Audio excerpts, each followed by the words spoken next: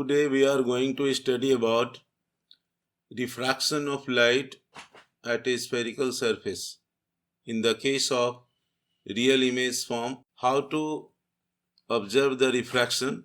For refraction, we have taken here one convex surface having denser medium, and we have chosen point P here, which is taken as the pole, and we draw the principal axis, a straight line passing through the pole as well as passing through the center of curvature. This very line is the principal axis.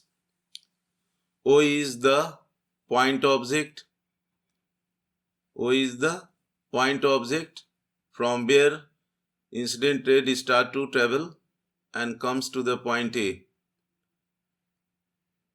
When light travels from point object O and reaches to the point A,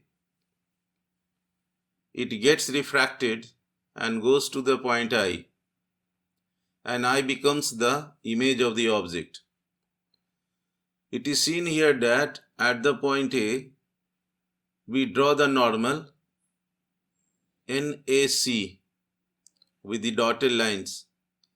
I is the angle of incidence made by the incident ray at the normal at the point A of the refracting surface, and refracted rays AI makes angle R, angle of refraction, with the same normal. Now we draw the perpendicular from the point of incidence to the principal axis, AN dash. AN dash is perpendicular and very close to the pole of the refracting surface. So here we first decide where is the object placed. The object is placed at O, measure from the pole, and it is equal to U, and this object is placed in the refractive index μ1. When ray travels and gets refracted in the denser medium, the refractive index of the denser medium is taken as μ2, and after refraction, when the rays comes to the point I, the distance of the image from the same pole is taken as V. So we have decided here object distance and image distance. C the center of curvature, P to C is the radius of curvature. Now other assumption is that incident ray, refracted ray and the normal makes smaller angles with the same principal axis. Incident rays makes angle alpha with the principal axis. AOP is the alpha. AIP is beta, and gamma is the angle made at C, which is made by normal with the same principal axis. In this way, we have decided how the rays travel, and then now our assumption is angle I, which is between angle OAN. This is the angle of incidence, and angle R, angle of refractions, alpha, beta, gammas made by the incident rays and refracted rays, and normal with the same principal axis. Now the angle I is equal to sum of the alpha and gamma. Angle I is sum of the alpha and gamma. This is taken as equation 1. We can write angle I, which is equal to 10 alpha plus 10 gamma for very small angle. for small angles, we used to write tan alpha approximately equal to alpha, and similarly tan gamma approximately equal to gamma. We will find out the values of the tan alpha and tan gamma from the ray diagram. Incident rays and the normal in a triangle AON dash. We used to find the value of the tan alpha, which is perpendicular by base. So A to N dash upon ON dash, tan alpha, and then in the triangle AN dash C, we find tan gamma, perpendicular by base N dash C. So putting the values of tan alpha and tan gamma, we get the value of the angle of incidence. Now this value comes out to be AN dash upon ON dash plus AN dash upon N dash C, and this is taken as equation 2.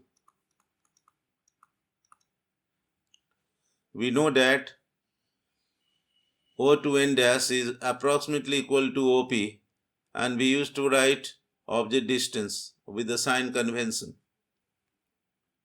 Similarly, the distance between pole and center of curvature, which is approximately N dash C, because N dash is very near to the P.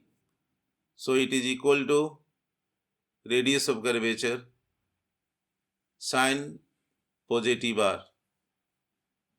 So by applying the sign convention, putting the value of ON dash and N dash C as minus U and R, we will see that in the ray diagram, we also see here AN dash, which is already perpendicular, and gamma angle is sum of the R and beta.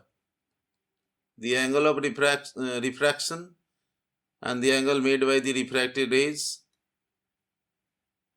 one exterior angles equal to sum of the two interior angles. So it is equal to R plus angle beta. This is taken equation 3. We have the purpose to take the value of the angle of refraction.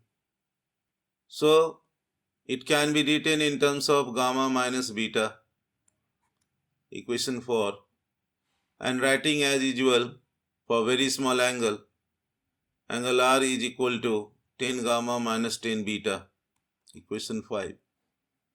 Now from these triangles A and C, we can write tan gamma perpendicular by base N dash C minus tan beta from the triangle AN dash I, AN dash upon N dash I. We know that N dash C is equal to PC, N dash I is approximately equal to PI, as N dash is very very near to the pole. We know here, and angle I comes out to be AN dash upon PC minus AN dash upon PI. This is taken equation 6. From Snell's law,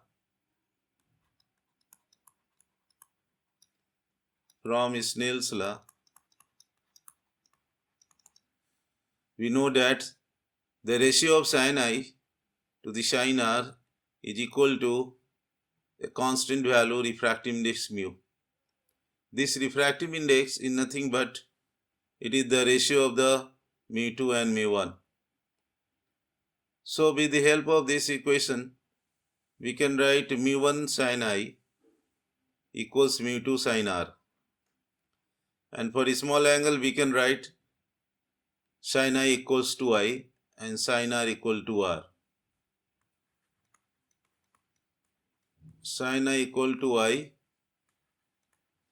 and sin R equal to R. So we have mu1 I equal to mu2 R. In this way, we have related the formula in terms of refractive index of the first medium with the angle of incidence equals to the refractive index of the second medium with the angle of refractions R.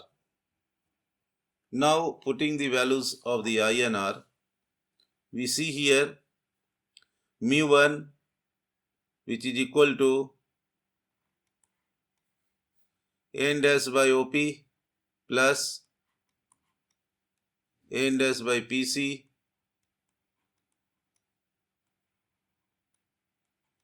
this equals to mu2 refractive index of the second medium, R value n dash by PC minus n dash by Pi, n dash by Pi.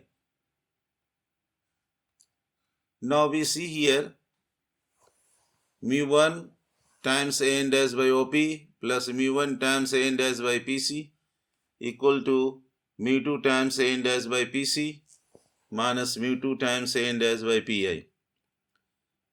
Taking the terms an dash common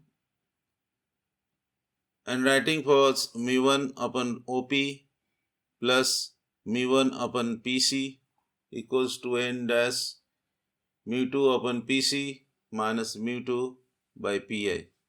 We see here by cancelling out the two terms, we get the single terms mu1 upon OP plus mu1 upon PC equals to mu2 upon PC minus mu2 upon Pi.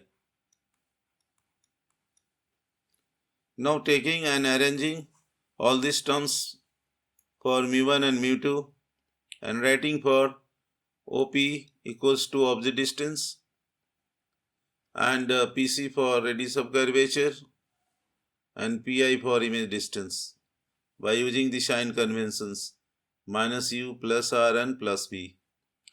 We get here the terms mu1 upon minus u plus mu1 upon r.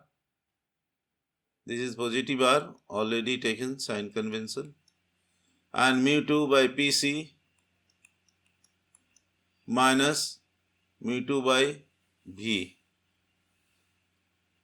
So we see here by arranging for mu2 upon v taken to the left hand side minus mu1 upon u and mu2 upon r minus mu1 upon r.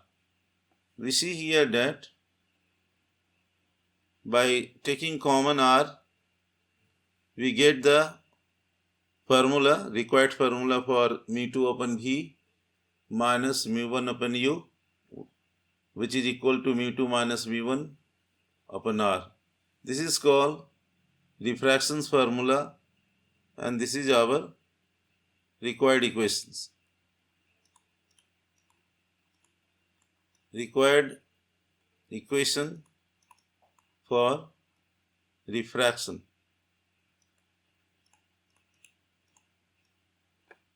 Required equation for refraction of light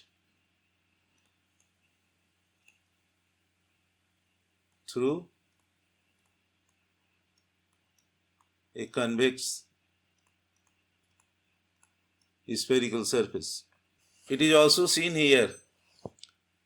We know that light is traveling from the rarer medium to the denser medium. When we think of as mu1 is the refractive index of the first medium taken as air. Refractive index of the rarer medium.